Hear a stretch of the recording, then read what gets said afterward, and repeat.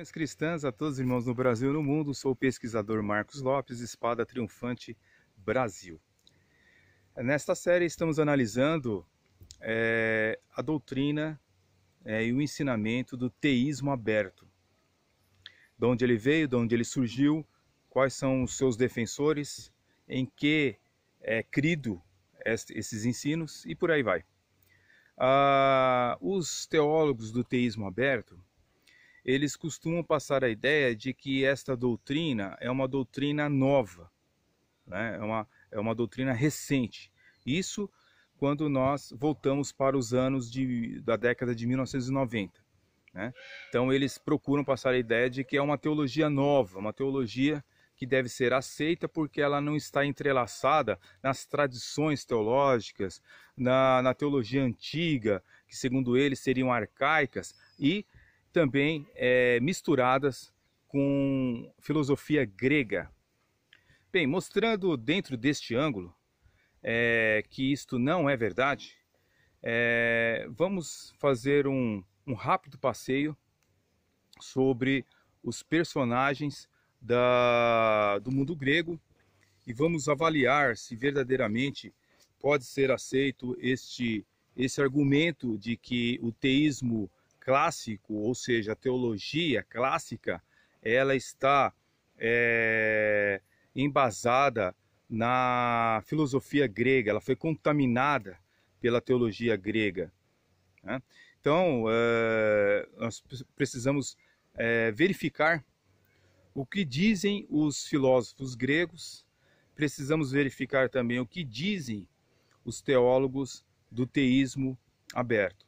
O próprio Sanders, que é um teólogo do teísmo aberto, ele apresenta que uma das, vamos dizer assim, características cruciais do teísmo aberto é o livre-arbítrio indeterminista.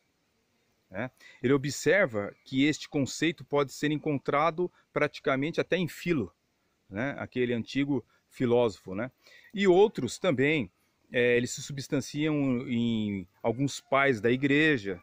É notório dizer de que sistemas teológicos procuram sempre achar apoio nos pais da igreja. Você vê variados livros aí, por exemplo, da editora Reflexão, tentando apoiar-se o seu arminianismo nos pais da igreja. Mas você vê também teólogos calvinistas tentando achar também, né, assim como os arminianos, tentando achar em pais da igreja substanciação para a sua teologia. A bem da verdade é que os pais da igreja, em muitas ocasiões, eles eram frágeis. E as suas citações também, para o português, muitas vezes elas não são precisas na hora que vai se traduzir obras do exterior. Então, a gente tem que ter todo cuidado, porque nem sempre aquilo que a gente quer defender realmente era aquilo que os pais da igreja queriam apresentar. E o teísmo aberto também, ele quer se substanciar nos pais da igreja. Né? Então, segundo Sanders, por exemplo, ele diz que é encontrado, então, nos pais da igreja e até em Filo, né, se encontra raízes do teísmo aberto. Bem, a gente tem que perceber que o indeterminismo, ou seja, aquilo que é contra as determinações, né, contra os decretos, o indeterminismo, ele é encontrado pela história desde a antiguidade. Nos escritos modernos, nós encontramos alguma coisa em Jacó Arminius, que viveu lá pelo ano de 1609, né, que era oponente do calvinismo, em alguns termos. Né? Então, essa ideia do indeterminismo, nós temos que saber que essa ideia ela não é nova. Ou seja, essa ideia ela é antiga. Ok? Historiadores mostram e apresentam, principalmente historiadores da filosofia, eles apresentam ideias, por exemplo, de Epicuro, por exemplo, um filósofo grego que viveu de 340 a 270 a.C., né? Nós já encontramos esse indeterminismo até em Epicúrio, certo? Epicúrio, por exemplo, ele acreditava que o mundo era formado de átomos pequeniníssimos e normalmente se moviam de baixo em linhas verticais, ok? Porém, para que esses átomos colidissem e se combinassem e produzissem objetos maiores, precisavam ocasionalmente se desviar da sua linha vertical. Então, esse desvio era imprevisível e acontecia por acaso, ok? Para Epicúrio, por exemplo, essas guinadas repentinas explicavam a formação de objetos, como também a natureza da liberdade e da responsabilidade humana. Nós temos também esse tipo de pensamento, por exemplo, em Platão, que viveu em 427 a 347 a.C., e também encontramos em Aristóteles, que viveu também 322 a.C. Eles também defendiam uma espécie de acaso da natureza, a esfera do mundo de sentidos, Platão defendia, ou da matéria-prima de Aristóteles. Bem, essas esferas são radicalmente indeterminadas por não terem formas ou conceitos. Consistentes com essa afirmação, então a gente vê que os deuses, né, de Platão e Aristóteles estão muito aquém do Deus soberano que é apresentado nas Escrituras.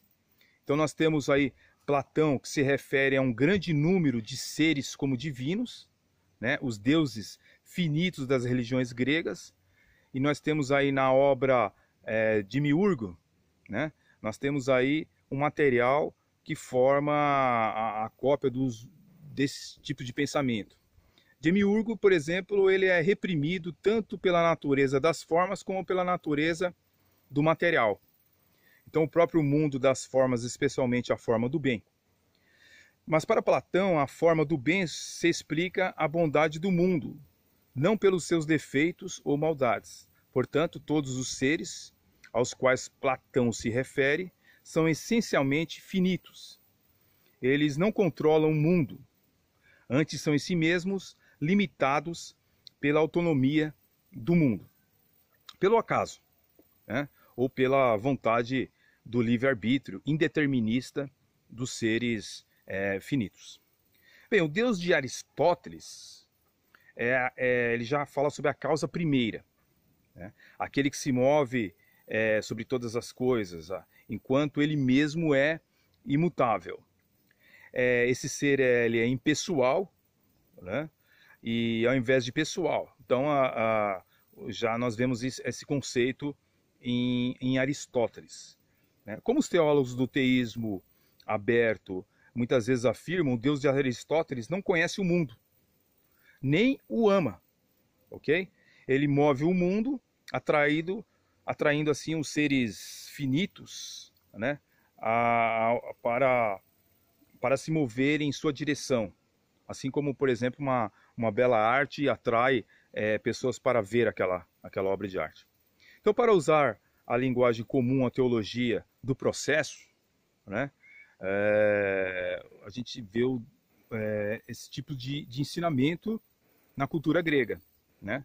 Então, o Deus de Aristóteles move o mundo com persuasão e não de um modo coercivo, tá bom?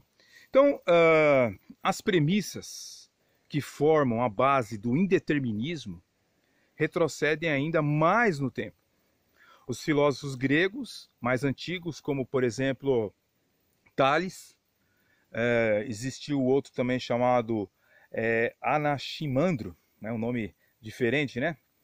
E tinha um outro chamado Amaximanas. Eles procuravam explicar a ordem e o curso do mundo sem se referir a deuses, ok? Assim, a visão do mundo deles não tinha lugar para um ser pessoal que controlasse o mundo como um plano estabelecido, ok? O mundo funcionava por iniciativa própria, desassociado de qualquer revelação divina. nem sempre é evidente que esses pensadores concebiam o progresso do mundo de maneira determinista, certo? Ou indeterminista. Mas a gente percebe nos escritos deles uma variedade de pensamentos concernente a isso. Mas a gente deve observar que, no caso, a acusação dos teístas abertos para com aqueles que, no meu caso, por exemplo, sou teísta clássico, né? Acredito no teísmo clássico e não no teísmo aberto, eles sempre procuram rotular a existência do teísmo clássico, rotular a contaminação grega, né? Mas, como nós estamos observando nesses estudos, qual é o pensamento da cultura grega, diferentemente do cristianismo. Até o próximo.